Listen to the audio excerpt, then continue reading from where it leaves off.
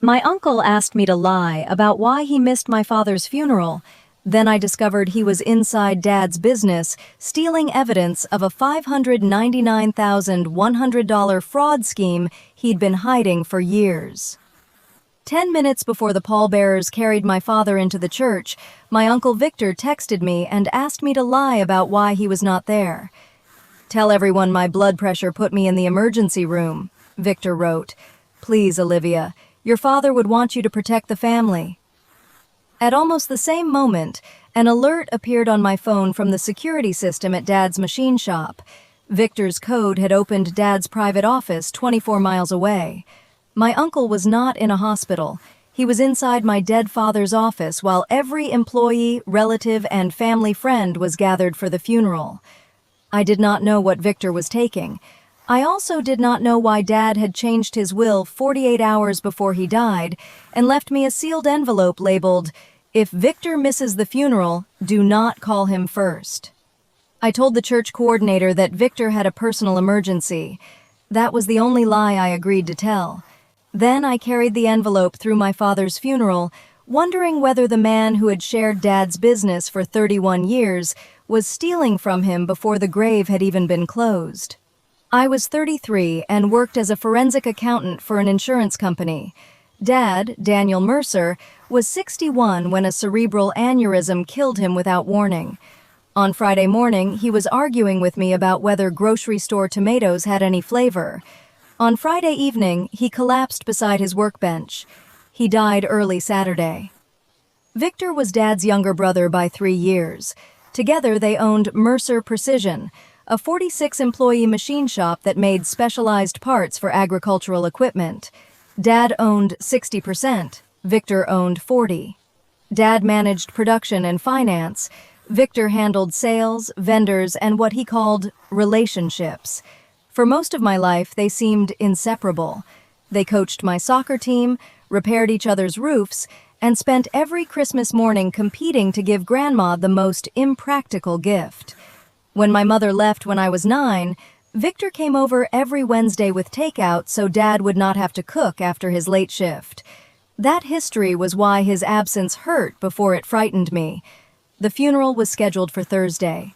Victor helped choose the hymns and promised to deliver the eulogy. On Wednesday night, he called me and said he had found an old photograph of Dad standing beside their first lathe. His voice sounded normal.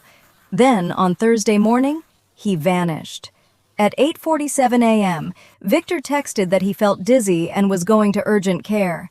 At 9:26, he said an ambulance was transferring him to the hospital. At 9:50, he asked me to say his blood pressure had become dangerous. The funeral began at 10. The shop alarm registered Victor's code at 9:48. I opened the security application from the church hallway. The main cameras appeared offline. That was unusual, but not conclusive because the system was old. I could still see door events. Victor had entered through the loading bay, disabled the office motion sensor, and opened the records room. I wanted to drive there immediately. Instead, I heard the organ begin. 46 employees were waiting to say goodbye to the man who had signed their paychecks and attended their children's graduations. I decided Victor would not steal Dad's funeral from them, too. I silenced my phone and walked into the sanctuary. Victor's empty seat remained in the front row. Grandma kept looking toward it. When the pastor reached the place reserved for Victor's eulogy, I stood and read a short story about Dad teaching me to use a micrometer. I did not tell anyone where Victor was. After the burial, I returned to the shop with our operations manager, Elena Ruiz. Elena had worked for Dad for 18 years and knew every lock in the building. Victor's truck was gone. Dad's office door stood open. At first, nothing looked disturbed. His coffee mug remained beside the keyboard. The yellow legal pad from his final week lay under a paperweight. Then Elena noticed dust-free rectangles on the records room shelf. 3 archive boxes were missing. So was a gray external hard drive Dad kept in his fireproof cabinet. The cabinet had not been forced. Victor knew the combination. We checked the camera recorder. Its network cable had been unplugged at 9:52. Whoever did it understood exactly where the recorder was stored. The local footage from 9:48 to 10:31 had been deleted. At 12:40, Victor called me from his car. "I am sorry I scared everyone," Victor said. "The doctors got my pressure down. I am going home to sleep." I asked which hospital treated him. He paused, then named St. Anne's. I told him the shop alarm had recorded his entry. Victor did not deny it. His voice became soft. "Your father left some sensitive files," Victor said. "They could destroy the company if outsiders misunderstood them. I went to protect the employees." I asked what he removed. "Old vendor disputes," Victor replied. "Nothing related to the estate. Please do not tell your grandmother. She cannot survive thinking her sons were fighting." Then he said something that shifted my fear into certainty. "And do not open any files Daniel left for you until we talk. He was not thinking clearly this week." Dad had not told Victor about the sealed envelope. At least, I had not told him. If Victor knew Dad left files for me, he had either seen the will or searched the office before the funeral. I went home, locked the doors, and opened the envelope with Elena and my attorney Marcus Bell on a video call. Inside were 3 items: a handwritten letter, a flash drive, and a copy of Dad's new will. The letter began with an apology. "Olivia," Dad had written, "if you are reading this under the circumstances I described, then I waited too long to tell you what I found. Victor has been moving company money through vendors connected to Noah. I do not yet know the full amount. Do not accuse him without an audit. Preserve the cloud records first." Noah was Victor's 30-year-old son, my cousin. He ran a logistics company called Northline Freight. Mercer Precision had begun using Northline 18 months earlier, after Victor said our previous carrier raised prices. Dad's flash drive contained spreadsheets showing payments to Northline and 3 suppliers I did not recognize. He had highlighted duplicate invoice numbers, weekend wire transfers, and purchase orders approved through my old company login. That last detail made my hands shake. I had worked part-time at Mercer Precision during graduate school. My login should have been disabled 8 years earlier. Someone had reactivated it and used my name to approve $186,300 in transactions. Dad's letter continued. "I know those approvals were not yours. The IP logs point to Victor's office. I changed my will to require an independent forensic audit before any transfer or sale of my shares. Until the audit is complete, Olivia will vote the shares as trustee." The will did not hand me the company outright. It placed Dad's 60% interest in a temporary trust. I would control voting rights, but could not sell or distribute anything until an independent accountant completed the audit. Dad had built a break into the inheritance. Victor had spent the funeral trying to remove whatever he thought would trigger it. Marcus told me not to confront him again. We photographed the office, preserved alarm logs, and asked the security provider to retain cloud backups. Elena changed administrator passwords and disabled every access code except hers. The next morning, I notified Victor in writing that the trust controlled Dad's shares and that no unusual transaction could occur without dual authorization. Victor arrived at the shop 20 minutes later. He walked into the conference room carrying Dad's missing archive boxes and said the entire situation had been a misunderstanding. The external hard drive was not with him. "Daniel was collecting incomplete information," Victor said. "If customers hear the word audit right after his death, they will panic. We need to present a united family." I asked why he deleted funeral hour camera footage. "I did not delete anything," Victor replied. "The recorder failed." Elena asked why he lied about being in the hospital. "Because I knew how it would look," Victor said, "and this proves I was right." That answer became his pattern. Every fact did not prove wrongdoing. It supposedly proved that honest actions could be misunderstood.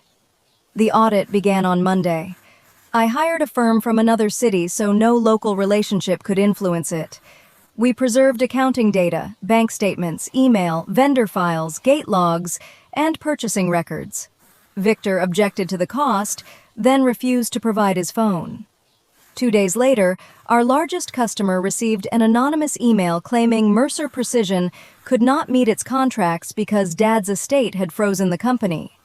The customer paused a $680,000 order and requested financial assurances. Victor cited the pause as proof that my audit was destroying the business. The email came through an encrypted service, but the attached production schedule contained a distinctive typo from a draft stored only in Victor's sales folder. When confronted, Victor said anyone could have copied it. Elena restored the order by giving the customer a plant tour, current cash statements, and a written continuity plan. The order resumed, but the episode cost 9 days and almost forced a temporary reduction in shifts. That setback taught me why Dad had warned against a public accusation before preserving records. Victor did not need to win an argument. He only needed employees and customers to panic long enough for the rushed asset sale to look like rescue. He began holding private meetings with supervisors. He told them I planned to liquidate the shop and return to my comfortable insurance job. 3 supervisors asked Elena whether they should update their resumes. Instead of issuing a broad denial, Elena and I held small meetings where we showed the trust terms, cash position, and audit schedule. We promised no sale without an independent valuation and employee impact review. Victor called those meetings propaganda. Yet attendance stabilized, and not one supervisor left. For the first 2 weeks, the missing boxes seemed less important than Dad expected. They contained paper invoices, but the accounting server retained digital copies. Northline had charged Mercer Precision rates 22 to 38% above comparable carriers. Noah's company often subcontracted the actual work to our previous carrier and kept the difference. Victor defended those margins as coordination fees. Then the auditors examined the 3 unknown suppliers. All were limited liability companies registered to a commercial mailbox. Payments totaled $412,800 over 3 years.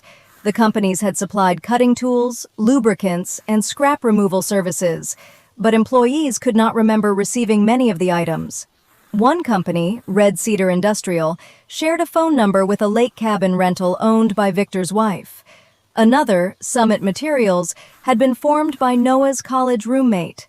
The third company was more carefully hidden. Its organizer was an attorney, and its bank records required a subpoena. Victor became increasingly urgent about selling the company before the audit finished. He claimed a national manufacturer called Bridgemark Industries had offered $7.2 million for Mercer Precision. According to Victor, the offer would preserve every job and give the family immediate security. He scheduled a presentation for the board and told Grandma that Dad had been planning to accept. Dad's calendar contained no meeting with Bridgemark. Marcus contacted Bridgemark's legal department. The company had discussed buying equipment, not the business. The actual proposal was $2.1 million for 12 high-value machines and the customer list. Mercer Precision would be left with debt, an empty production floor, and no way to employ 46 people. The buyer listed in Victor's draft agreement was not even Bridgemark. It was BRI Holdings, a company created 23 days earlier. Noah owned 35% through another entity. Victor had planned to sell the best assets cheaply to a company connected to his son, use Dad's death to force speed, and leave the trust holding a hollow business. The funeral had offered him a rare window. Every manager was at the church. The shop was closed. Victor removed the archive boxes, deleted local video, and took Dad's external drive because he believed it contained the only complete vendor analysis. But Dad had anticipated that, too. The gray drive in the cabinet was labeled Archive. The real evidence synchronized nightly to a cloud account controlled by Dad and his attorney. The physical drive was a decoy containing the same obvious spreadsheets Dad had placed on my flash drive. The missing drive told us Victor had taken the bait. Victor returned the drive through his attorney after we demanded it. It had been wiped and physically damaged with a drilled hole through the casing. His lawyer described the damage as accidental. A forensic technician could not recover the files, but photographed metal shavings inside the carrying pouch. More importantly, Victor had signed a chain of custody declaration claiming the drive remained untouched in his desk from Thursday until Monday. The cloud device log disproved that declaration. It showed the drive mounted at Victor's house during the funeral, then mounted again the following evening. The drill damage did not merely suggest panic. It supported a separate allegation that Victor destroyed evidence after receiving notice of Dad's death and before returning company property. Cloud security logs showed the drive connected to Victor's home computer at 11:58 on the morning of the funeral. A deletion tool had been run 6 minutes later. The software could erase a drive, but it could not erase the provider's device log. That still was not the final secret. The auditors found an audio file Dad recorded 2 days before his death. Dad did not secretly record a conversation. He made a voice memorandum after meeting Victor, something he often did for business decisions. In it, Dad said Victor had admitted taking temporary margins through Northline because Noah's company was failing. Dad demanded full repayment and planned to present the matter to the board on Monday. Victor asked for 1 weekend to propose a solution. Dad died Friday night. There was no evidence Victor caused Dad's aneurysm, and I never suggested that he did. But he used the sudden death as the weekend he had requested. Instead of disclosing the money, he prepared the asset sale and went to the office during the funeral to destroy evidence. When Grandma learned the truth, she did not collapse as Victor predicted. She asked for every document in chronological order. Then she asked a painful, practical question. "Was Daniel afraid of his brother when he died?" Grandma asked. I told her the letter sounded disappointed, not afraid.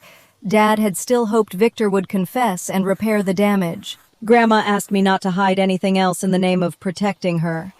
She also gave me a small black notebook Dad had left at her house the week before he died. Victor had searched the shop, but apparently did not know Dad sometimes balanced difficult decisions at Grandma's kitchen table. The notebook listed 12 invoice numbers beside 3 initials, V, N, and L. The V entries matched Victor's approvals. N matched payments routed to Northline. We did not understand L until Elena recognized the initials of Leonard Price, the broker who introduced the BRI asset deal. Leonard had been promised a $140,000 success fee, payable by one of the shell suppliers after closing. Dad's notebook linked the inflated vendor money to the proposed sale before the auditors obtained the shell company bank records. Grandma remembered Dad saying, "If Victor tells the truth on Monday, maybe the company can survive the shame." That sentence explained why Dad had not fired his brother immediately. He had been preparing accountability, but he still left a door open for confession. Victor used that opening to prepare a theft disguised as a rescue. We scheduled a special board meeting 3 weeks after the funeral. Victor arrived with his attorney, Noah, and the proposed asset sale documents. He acted as if the meeting concerned which offer to accept. I began by asking him to explain why he missed Dad's funeral. "I was treated for a hypertensive crisis," Victor said in front of the board. "I have already apologized for the pain it caused." Marcus placed a written response from St. Anne's on the screen. The hospital had no record of Victor being treated that day. We then displayed the shop entry log, cloud device log, and a still image recovered from the loading bay camera. The camera's local recorder had been unplugged, but it also sent low-resolution motion thumbnails to the alarm provider. One showed Victor carrying the gray drive out at 10:27, while I was delivering his brother's eulogy. Victor's attorney requested a break. Victor refused. He said he had taken the files to protect the company from Dad's paranoia. That was when I played Dad's voice memorandum. After Dad's voice described Victor's admission, I showed the vendor payment map. Northline and the shell suppliers had received $599,100 in questionable payments. The proposed equipment sale would move the company's productive assets to an entity partly owned by Noah. Elena then presented a staff impact analysis. If the sale proceeded, 39 of 46 employees would lose their jobs within 60 days. Victor's promise to protect them had never appeared in the contract. Noah looked at his father and asked whether he knew BRI planned layoffs. Victor said layoffs were not final. Noah replied that Victor had told him the machines would come with trained employees and that the old company would be dissolved. Their argument confirmed the structure in front of the board. As trustee of Dad's 60% interest, I voted to reject the sale, remove Victor as president pending litigation, and appoint Elena interim chief executive. The independent board members supported both motions. Victor's 40% could not stop them. Victor stood, pointed at me, and said Dad would hate what I was doing to his brother. Dad gave me written instructions for exactly this situation. I replied, "You missed his funeral to erase them." The civil case lasted 11 months. Victor initially claimed Dad had authorized every markup. Email and bank records disproved that. Red Cedar Industrial had paid Victor's mortgage, boat insurance, and cabin expenses. Summit Materials had routed money to Noah, who said he believed the payments were consulting fees. The third shell company held the biggest surprise. It had funded the down payment for BRI Holdings, meaning Mercer Precision's own stolen money was being used to purchase Mercer Precision's assets. Victor's strongest counterattack was to accuse me of fabricating Dad's flash drive after his death. He filed a petition asking the court to remove me as trustee for self-dealing. That claim delayed the company sale process and forced me to submit my devices for forensic review. The review found no evidence that I created or altered Dad's files. It also found an automated email Dad had scheduled to send his attorney at 7 a.m. on the Monday after his death. The email described the flash drive, the archive account, and the new will. Because Dad died Friday, the scheduled message was transmitted after his death exactly as written. Its server timestamp made Victor's fabrication claim impossible. The judge denied his petition and ordered him to pay the trust's related legal fees. More importantly, the failed attack authenticated the evidence Victor wanted excluded. Faced with that evidence, Victor settled. He surrendered 25% of his company shares, repaid $338,000 through the sale of the lake cabin, and agreed to a judgment for the remaining amount. He also pleaded guilty to felony theft and evidence tampering.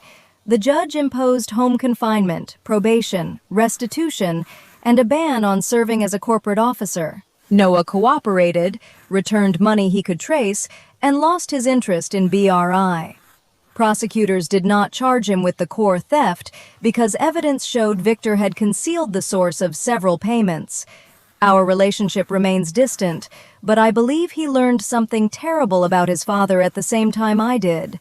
Mercer Precision survived. Elena became permanent CEO. We kept all 46 employees, replaced the conflicted vendors, and recovered enough money to upgrade 2 machines.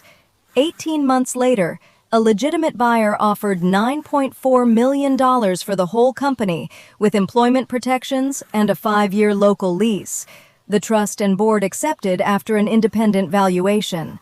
I did not become a manufacturing executive. Dad knew I did not want that life. After the sale, his trust paid taxes, employee bonuses, legal costs, and restitution expenses, then distributed the remainder according to the will. Dad had also created a $300,000 training fund for machinists, something Victor's rushed sale would have erased. Grandma asked for Victor's funeral day lie to be corrected within the family. We held a private gathering at her house. I explained that he had not been in the hospital and that he had entered the shop to remove records. I did not share every financial detail, but I refused to repeat the false emergency story. Some relatives said the truth should have died with Dad. Grandma answered them herself. "A lie does not honor my son because it uses his name," she said. "Daniel did not ask Olivia to hide this. Victor did." Victor and I have spoken twice since the settlement. During the second call, he apologized for using my login and missing the funeral. Then he said grief had made him panic. I told him the scheme began years before Dad died. He ended the call. I still think about the choice I made in the church hallway. I protected the funeral for 2 hours without protecting Victor's story forever. That distinction matters to me. There are moments when delaying a truth is compassion. There are other moments when hiding it becomes participation. Dad's sealed letter sits in a safe now. The final sentence says, "You do not owe the family silence when silence is the tool being used against it." On the anniversary of Dad's death, Elena placed a small brass plate beside his original lathe. It carries no mention of the fraud or the sale. It says only that Daniel Mercer believed skilled work should create dignity for the people doing it. The employees chose the words. Watching them gather around that machine, I understood that exposing Victor had not destroyed Dad's legacy. It had kept Victor from converting that legacy into cash while using family loyalty as cover. So, if your uncle asked you to hide the real reason he missed your father's funeral, and the truth revealed that he was stealing evidence from your father's business, would you expose him even if it permanently divided the family? Or would you keep part of the story private for the sake of the people left behind?